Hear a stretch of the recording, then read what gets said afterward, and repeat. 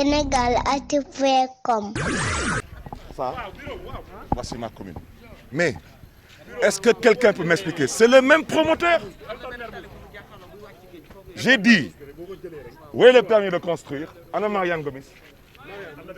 Anna Marianne. Sur le permis de construire, il est bien indiqué, lieu situé à Mermoz. Situé à Mermoz. Moi, je dis que Mermoz, ce n'est pas à Fann-Point E. Mermoz, c'est dans la commune de Mermoz-Sacré-Cœur. Maintenant, ils ont décidé que voici le poteau qui va séparer Mermoz-Sacré-Cœur de Fann-Point E. Fann-Point E est là, Mermoz-Sacré-Cœur est là. Le titre, le permis de construire, il est là. Vous voyez quoi? Vous voyez un numéro de titre foncier. Vous voyez situé où? Depuis quand est-ce que Mermoz est dans la commune de Fann-Point E? Et depuis quand est-ce qu'un poteau de courant ou un poteau, je ne sais pas de quoi, peut délimiter une commune? En 96, le décret qui est convoqué en 96, cette route-là n'existait pas. Elle n'existait pas. Absolument. Il ne pouvait pas faire allusion. Aujourd'hui, regardez cette clôture, regardez elle commence où? Regardez elle vient jusqu'à où? On dit que... dama ne ñu ilif dëkk bi laa wax dama ne ñu ngi tong-tongee suufu askanu Sénégal teg ci nag di ko jaay doole fii waa ji 2450 francs la fay mètre carré bu nekk droit de timbre tey 5000 mètres carrés yi mu jël ci 2700 mètres carrés jaay ko mètre carré bu nekk 1 million muy 2 milliards 700 millions ñu ne man damay noppi dama ne noppiwuma tey noppiwuma ëllëg ay sàcc lañu su leen neexee nag jaay ma doole wante nag askanu Sénégal lay waxal askanu Dakar lay waxal dama ne pesum kanam borom a koy fajal boppam loolu moo ci des géej gi gis ngeen géej gi jël nañ géej gi ñoom nag nee nañu lii yëpp permis de construire Fann-Point E la waaw man nangul naa leen maintenant comme Fann-Point E fii lay yem fii ana poto bi waaw poto bi mi ngi nii comme Fann-Point E fii lay yem waaw maintenant ñoom nañ jël clôture bi indi ko ba fii lu ci des ñu xam ne ni loolu lu ñu yàlla baaxee ñu dàq suñu wërsëg dama ne xoqatal bi du jaar tey du jàll ëllëg maa ngi gërëm nag di sant bu baax a baax suma doomu ndey di Guy Marius Sagna parce que moom fépp fu ngeen xam ne ne askanu Sénégal dañ ko fay soxla daf fay taxaw di wane seen bopp di wane boppam bu ci des tamit dama bëgg askanu Sénégal xam lenn lépp lu ngeen di gis fii ci ay kër yu bakkane amul kenn ku fi jënd ak suufam kenn ñoom ñëpp ku ci nekk da ngaa doon ministre wala ngaa daan lii wala nga nekk xaritu ministre wala nga nekk xaritu président wala jabaru président ñu dagg suuf jox la suuf loolu mooy wax ji kon nag mbokk yi loolu moo nekkoon kaddu yi dama ne bu ci des je demande dans ce pays s'il reste une société civile qui m'entend je veux que vous vous réveillez et que vous sachiez que le rôle de la société civile c'est de défendre et de protéger les intérêts des Sénégalais parce que Macky Sall a décidé de déprotéger les Sénégalais. Il a abandonné les Sénégalais à eux-mêmes, y compris sur l'histoire du Covid-19. Macky Sall aujourd'hui ne s'occupe que de se protéger. La preuve, état d'urgence pour lui, couvre-feu pour lui. La preuve, jaar leen buntu këram à partir de 22h. Char de combat la fa teg dama ne kuy dox lu baax kuy liggéey lu baax char de combat du ko fa teg wante nag lii du dara. Je vais vous faire une petite révélation et je reviendrai là-dessus la semaine prochaine. Je vous ai dit que Dakar Dem Dikk a vendu à l'APR une assiette foncière à 500 millions. Et ce n'est pas normal. Dakar Dem Dikk aussi a vendu à des stations d'essence, a vendu à une banque. Toutes ces personnes physiques ou morales, qui ont acheté du foncier à Dakar Dem Dikk, l'argent des transactions figure dans les comptes 2017, 2018, 2019 de Dakar Dem Dikk, sauf les 500 millions de l'APR. Ça veut dire que l'APR dit avoir acheté un terrain à 500 millions. Je reviendrai là-dessus la semaine prochaine. Nulle part dans les livres financiers, vous verrez la transaction avec l'APR et l'argent positionné sur les comptes de l'APR, plus ou moins de Dakar Dem Dikk.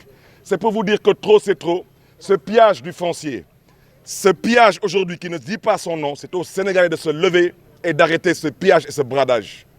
Donc, loolu laa bëggoon wax di leen di ñaan tamit ngeen may suma doomu ndey gii mu am tamit lu mu ci sànni ci ay kaddu au besoin.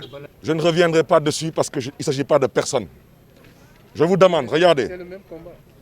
J'ai convoqué le décret 2008-10-25 du 10 septembre 2008. Eux, ils convoquent le décret de 96. Ce décret-là, il dit clairement ici, la commune de Fann Point Amitié est située sur la côte sud-ouest de la presqu'île du Cap-Vert. Elle s'étend de, pas dans, elle s'étend de Mermoz, Sacré-Cœur au nord, à Gueule Tapée, Fass Colobane au sud. Elle ne s'étend pas dans Mermoz. On est dans Mermoz ici. Dama ne dañuy dégg français su leen neexee. La preuve, ils ont délimité les communes à l'image du terrain. Parce qu'ils ont des intérêts sur le terrain. Et la preuve, c'est qu'ils sont ici pour m'arrêter. Mais les policiers qui savent qu'ils sont ici, là, savent très bien que je ne prêterai pas le flanc.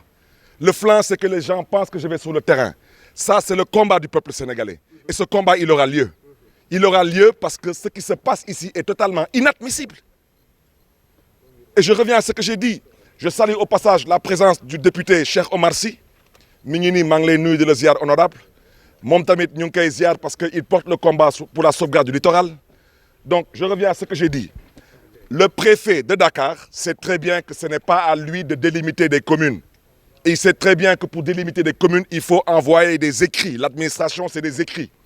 On a fait une visite de terrain hier. Il devait rendre compte au ministre de l'Intérieur. Et ensuite, on devait tous nous informer par écrit. Ce matin, on reprend le travail. C'est comme la construction du siège de l'APR la nuit. Il n'y a que les voleurs qui travaillent la nuit en grande partie et qui se cachent.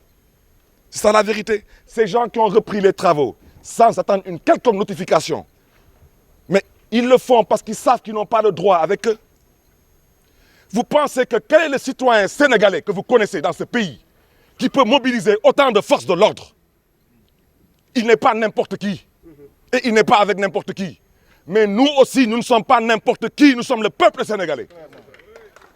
fu mu yem nag neex dama ne dañ leen di wax ay waxu kaso dama ne doomu gor bu ngeen gis mos na kaso. Doomu gor bu ngeen gis mos na kaso. Kilifa diine ak kilifa aada ak homme politique ñëpp kaso du dara. kenn dëpp fi kees kenn defu fi ñaawteef. kon nag ku fi tëdd kaso na nga xam ne ni kooku moom ala kulli al da nga ci am tiyaaba parce que tu le fais pour le peuple sénégalais li yëpp day jeex ñoom démb balaa ñuy ñëw am na ñu fi nekkoon bërki démb am na ñeneen ñu fi nekkoon demain dina am ñeneen ñu fi nekk. Et je reviens à ce que j'ai dit. Construisez à vos risques et périls. Je le jure sur ce que j'ai le plus cher. Nous allons détruire tout ce que vous avez construit pour l'histoire et pour la postérité. Comme vous pensez avoir le monopole de la bêtise, on va vous apprendre qu'on vit en République. Et je reviens à ce que j'ai dit. La semaine prochaine, je vais vous apporter toutes les preuves que le siège de l'APR est l'une des plus grandes escroqueries foncières de ce pays. L'APR ne peut pas vous montrer où est-ce qu'elle a payé 500 millions à Dakar Dem Dikk. Ça ne figure pas dans les états financiers de Dakar Dem Dikk. Diamond Bank a payé 1,3 milliard. Ça figure dans les comptes financiers de Dakar Dem Dikk. Toutes les structures qui ont eu à acheter du foncier à Dakar Dem Dikk, l'argent de la transaction figure sur les états financiers de Dakar Dem Dikk. Sauf les fameux 500 millions de l'APR. Parce que l'APR n'a rien acheté. Diamond Bank a payé combien? Je vous dis, la semaine prochaine, je ferai mon point de presse, je vous donnerai tout. Ne soyez pas pressés. On est en train de tirer la sonnette d'alarme. Trop, c'est trop. Chers concitoyens, chers Sénégalais, levez-vous et mobilisez-vous. Si vous êtes des citoyens comme vous le prétendez, si vous êtes des Sénégalais comme vous le prétendez, si le Sénégal, vous prétendez que c'est un peuple, un but, une foi, levez-vous, mobilisez-vous. Parce que ñoom lu ñu woote mooy ñoom du ñu dem ñun du ñu dem te kenn du dem te ñoo lank ñoo bañ.